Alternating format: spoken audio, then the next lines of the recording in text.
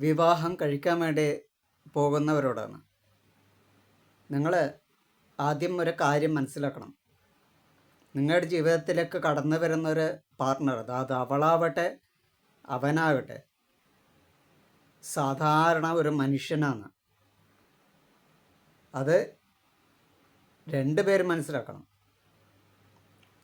അതായത് എല്ലാ കുറ്റവും കുറവോടും കൂടിയിട്ടുള്ള ഒരു മനുഷ്യനാണ് നിങ്ങളുടെ ജീവിതത്തിലേക്ക് കടന്നു വരുന്നത്, അല്ലാതെ ഒരു അമാനുഷികനൊന്നുമല്ല. രണ്ടാമത്, അവർക്ക് സ്നേഹം കൊടുക്കുക എന്നുള്ളതാണ്. സ്നേഹം മാത്രം പോരാ, ഒരു മനുഷ്യന് കാരുണ്യവും കൂടെ ആവശ്യമുള്ളതാണ്. എങ്കിൽ ജീവിതം സന്തോഷമായിരിക്കും. കാരണം കാരുണ്യം എന്ന് പറയുന്നത് പരിഗണനയാണ്. അത് രണ്ട് പേര് അങ്ങോട്ടും ഇങ്ങോട്ടും കൊടുക്കേണ്ടതാണ്. ഒരാൾ മാത്രം നേടേണ്ടതോ ഒരാൾ മാത്രം കൊടുക്കേണ്ടതോ ഒന്നുമല്ല, രണ്ട് പേർക്കും വേണ്ടതാണ്.